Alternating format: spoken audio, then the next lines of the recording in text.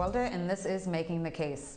We continue to follow developments in the killing of Ronald Greene, the 49-year-old black man, by Louisiana State troopers. A months-long investigation done by the Internal Affairs Division of the Louisiana State Police has determined that Lieutenant John Clary will not face disciplinary action in connection to Greene's death.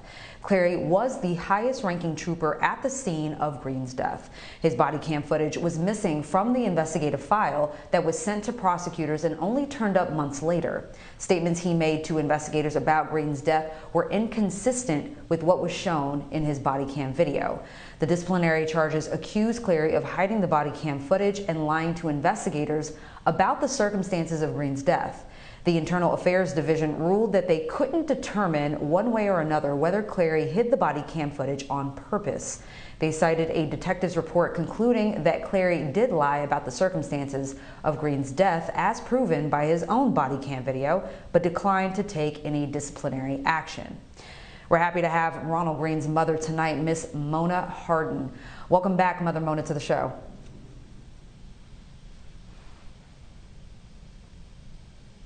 Mother Mona, can you hear me? Yes, I can.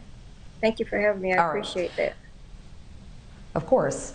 So not only has the Louisiana State Police decided not to discipline Lieutenant Clary, who allegedly concealed his body cam video and lied to investigators about the circumstances surrounding your son's killing, but now we're learning that Carl Cavalier, the black Louisiana State trooper who leaked internal records about Ronald's case and publicly criticized the agency, is now facing discipline. Please, your reaction after learning that Clary isn't facing discipline for his actions while Cavalier receives more discipline than the officers he exposed. What's going on here is basically what's been happening for generations and generations of this corruption of the Deep South.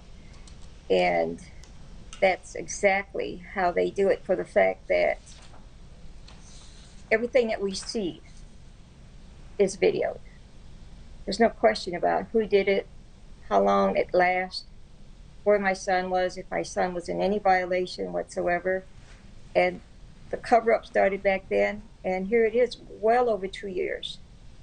And it continues to be a cover-up. It just speaks volumes of the guilt we're in. Mm-hmm.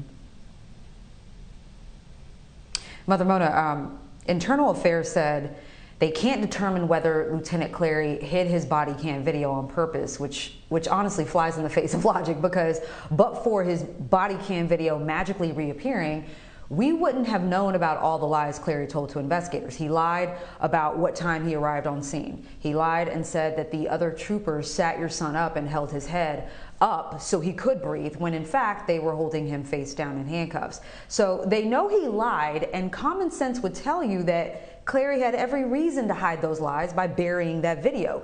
Do you believe they initiated this investigation out of public pressure with no intention of it resulting in any action?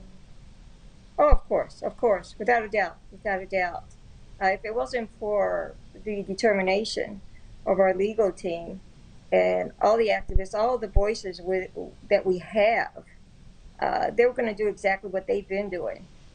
They tried so hard to stifle us, to shut us up, and it's horrific. It's horrific to see what they've done to my son. It's horrific to know all the injustices that Louisiana has done to so many other families.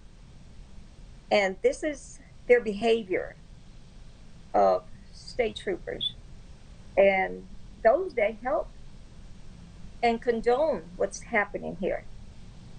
This is horrific, but the fact that it's allowed and we're still having words behind this instead of the arrest, everything that should have been done on day one, here we are well over 2 years, and we're still talking about it. It's horrific what's happening. And it's only because of that. It's because of that. The sheer determination of them to continue to cover this up, that it's just revealing itself. It's revealing all the guilty parties in and who all had their hands in this. Regardless if they actually killed my son or not, they're all guilty and they all have to pay. There should be no more cover-up. So we shouldn't be talking about this anymore. So, Mother Mona, when you heard that this investigation internally was going to be happening, did you expect this result? I mean, is this result not a surprise to you at all? I was, you know, I keep hearing, have faith, and I'm trying really hard. I see for myself, because we're told from the very beginning, we should not be having an investigation of themselves. Louisiana investigating themselves, and this is where we are right now. I just pray to God that we have folks with integrity that will follow the judicial system as it should be. We're talking about the murder of my son. No more, no less. I mean, besides the cover up, but we're talking about murder here. I don't understand how we're misunderstanding any of this. We shouldn't have to be looking into the law books and how can we get away with this, or how can we get this guy off or that guy off, or this politician because of re-election. This should not be part of the conversation here. It's horrific what's happening. And the fact that they do it with such grace and, well, they think they are, with such dignity. It's just disgraceful. It's disgraceful. And it's sickening. It's sickening to the core. Mother Mona, the Federal Department of Justice said they expected to present this case to a grand jury and have an indictment by the end of summer, so criminal charges are still very much a possibility. Despite this internal investigation where police were investigating their own, like you said, does the DOJ looking into the matter give you any hope? I must say yes. I must say yes. I have thoughts all over the place. But I've met so many. I've questioned the integrity of many. And those that I have prayed for, any compassion, any human dignity would come out of this and find those that are guilty, guilty. And I do have trust. I do have trust. I have nowhere else to go with this other than praying on the good Lord. My family were in deep prayer, and just, we hope. It's just a shame that we have to rely on so many ifs and what ifs.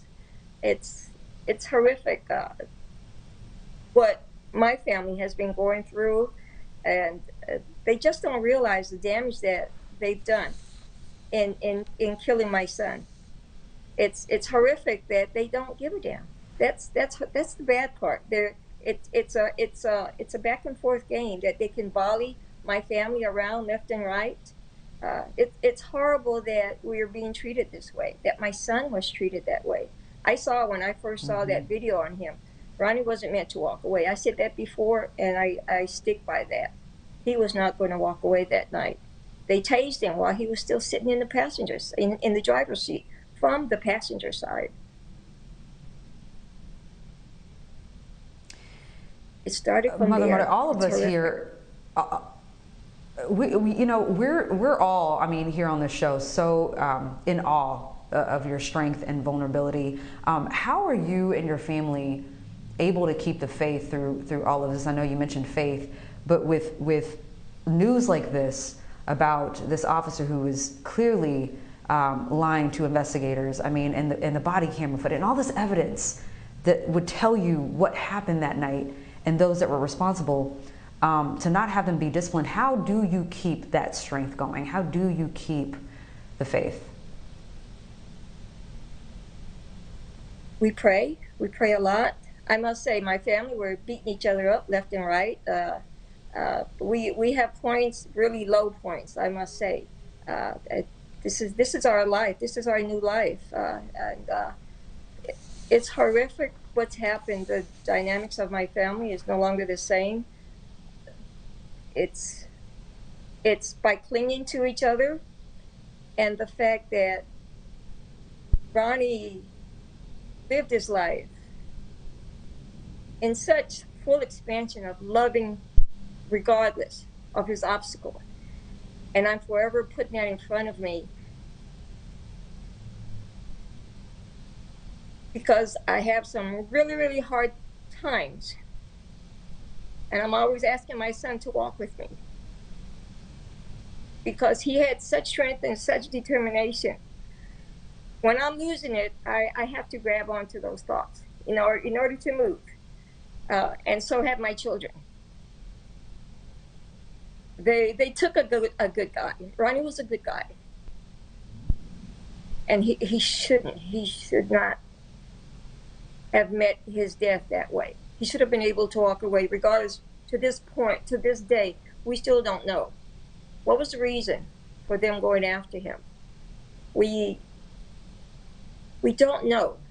But regardless of what it was, he should have been able to see another day. It's not for Louisiana to be judge, jury, and executioner. It's horrific. I've not even been able to watch all the video. I don't think I can, because I can't sleep with the little I have watched. I keep hearing my son. I keep hearing what he's saying. I keep hearing his voice, his screams, while he's being tased, his saying, "I'm your brother," and he lived his life that way, and it's sad that those were his words throughout, and he died. Yeah. The people that just didn't give a damn. Well, Mother Mona, I remember the last time we spoke months ago, you, at the end of our interview, apologized to me about your feelings. You said that you were apologetic for feeling angry. And I told you that you can feel all the feelings you want to. You've experienced something that none of us can understand or even fathom. And you are so put together. So, I mean, again, we're in awe of you here on the show. We welcome you back anytime, and we're definitely supporting you every step of the way. So thank you for your time tonight, Mother Mona. Thank you. The September 11th attacks changed so many of the ways we go about our daily lives. We'll talk about its impact on our civil liberties with an expert from the ACLU next.